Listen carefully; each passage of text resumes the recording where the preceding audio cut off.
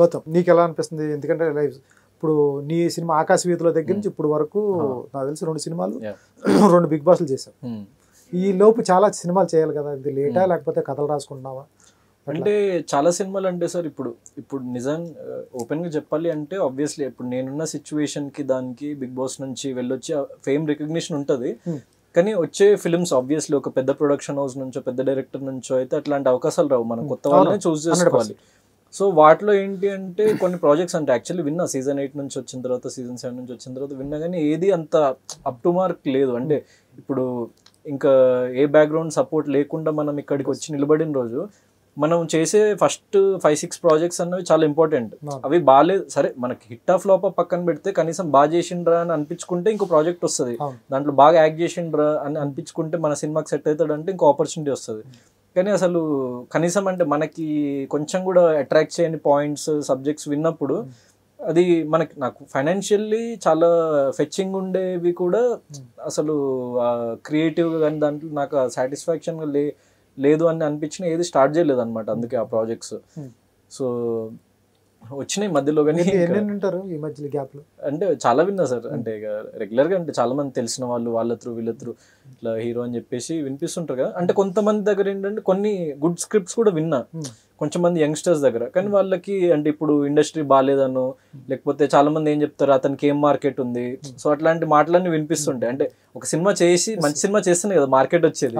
So ఆ cinema చేయకముందే market అయితే ఏ హీరోకి రాదు కదా. ఇప్పుడు నాని కానీ దేవరకొండ విజయ్ కానీ ఎవరైనా ఒక చిన్న ఫిల్మ్ చేసి ఏం మార్కెట్ లేకుండా వచ్చి హిట్ కొట్టి స్టార్లు అయిన వాళ్ళే కదా వాళ్ళందరూ. సో వాళ్ళే కూడా మధ్యలో చిన్న చిన్న ఫిల్మ్స్ వచ్చాయి, సో అవి మంచిగా ఆడలేదు. బట్ ఒక 1 మేజర్ బ్రేక్ త్రూతోనే వాళ్ళు ఇప్పుడు స్టార్ హీరోస్ అయ్యారు కదా.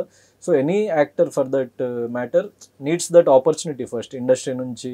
అంటే ఓకే డబ్బులు ఇవ్వకండి, కావాలంటే మంచి ఆపర్చునిటీ ఇవ్వండి, చాలా తక్కువ బడ్జెట్లో తీయండి, అంటే కొత్త వాళ్ళతో తీయండి. ఇంకోసారి చెప్పండి, డబ్బులు ఇవ్వకండి.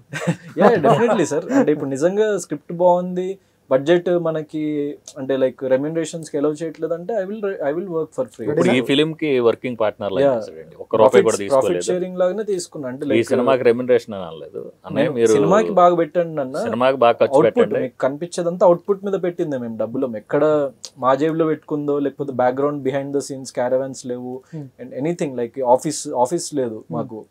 వి ఆపరేటెడ్ ఫ్రమ్ అవర్ హోమ్స్, మా ఇంటి నుంచి ఆ సతీష్ అన్న ఇంటి నుంచి. సో మేము చేసుకున్నాం వర్క్స్. నెక్స్ట్ ఫ్యూచర్ కూడా ఇలా రావాలి సార్ ఇండస్ట్రీ. అదే సినిమాకి ఏం అవసరం అక్కడ ఖర్చు పెట్టామండి, అన్నెసరీ థింగ్స్ దగ్గర కొంచెం కంట్రోల్ చేస్తాం. సార్ అన్నట్టుగానే ట్రైలర్ లో విషయం ఉంది, అసలు ఆ క్వాలిటీ కూడా ఎక్కడ రాజీ పడలేదు. నాకు తెలిసి ఇందాక నాని కానీ విజయ్ దేవరకొండ కానీ బ్రేక్ త్రూ వస్తుందని చెప్పారు కదా. నాకు తెలిసి గౌతమ్ కృష్ణకి సోలో బాయ్ తో బ్రేక్ త్రూ రావాలని కోరుకుంటున్నాను నేను కూడా. దాని గురించి కష్టపడ్డాం మేము. సో ఇది వచ్చిన తర్వాత ఆబ్వియస్లీ ఇది చూసి ఇంకా లైక్ బెటర్ ఆపర్చునిటీస్ వస్తాయని చెప్పేసి నేను అనుకుంటున్నా. అండ్ ఇంకో ప్రాజెక్ట్ ఒకటి యాక్చువల్లీ నాకు తెలిసిన టీంతో ఒకటి స్టార్ట్ చేయబోతున్నా, ఈ ఫిల్మ్ తర్వాత అనౌన్స్ చేస్తా. ఏ కైండ్ ఆఫ్ స్టోరీస్? స్టోరీ అలా ఏం లేదు సార్, నేను సినిమా లవర్ని కాబట్టి అంటే ఇప్పుడు నాకు సెట్ అయ్యే కైండ్ ఆఫ్ జానర్స్ ఏది ఉన్నా కూడా లైక్ నేను చేయడానికి ready, experimental also ready. So anything అంటే స్టోరీ అన్నది ఇంపార్టెంట్. మెయిన్ నీకు నచ్చటం అండి పర్సనల్. నేను తీసుకొస్తాను, తెలిసిన గౌతమ్ నాకు తెలిసిన ఏదో భక్త రామదాస్ లాంటిదో భక్త ఒకరం తీసుకొస్తా. చేస్తారా? నీ ఫిల్మ్ సార్ చేస్తారా? ఎందుకు చేయాలి? అది సినిమా బాగుంది అంటే సినిమా వినంగానే మనకి అరే ఏముంది. ఫర్ ఎగ్జాంపుల్ మీరు అన్నారు భక్త రామదాస్ అని, నాకు శ్రీరామదాస్, షిరిడి సాయి ఇవన్నీ ఫేవరెట్ ఫిల్మ్స్. దేవుడు ఉన్నాడు అన్నది పక్కన పెడితే ఆ మేకింగ్ పద్ధతి కానీ ఆ ఎమోషన్ మ్యూజిక్ చాలా బాగుంటుంది ఆ ఫిల్మ్స్ లో. So any film for that matter, అంటే ఇప్పుడు ఏ జానర్ లో అయినా మంచి సినిమా తీయొచ్చు. నా థాట్ ప్రాసెస్ అది. అంటే అది జానర్ ఏదైనా అయి ఉండొచ్చు, కానీ మంచి ఫిలిం ఉండాలి. అంటే జనరల్ ఆడియన్స్ కి, కామన్ పీపుల్ కి, అందరికి లైక్ యూనివర్సల్ గా రీచ్ అవ్వగలగాలి అనమాట. ఇప్పుడు ఏంటి డైరెక్టర్ని తీనిచ్చారా లేకపోతే మీరు తీసారా? ఆయన తీసాడా? లేదు, మీరు రాసుకున్నప్పుడు కథ రాసుకున్నారు. బేసిక్గా మీరు డైరెక్టర్.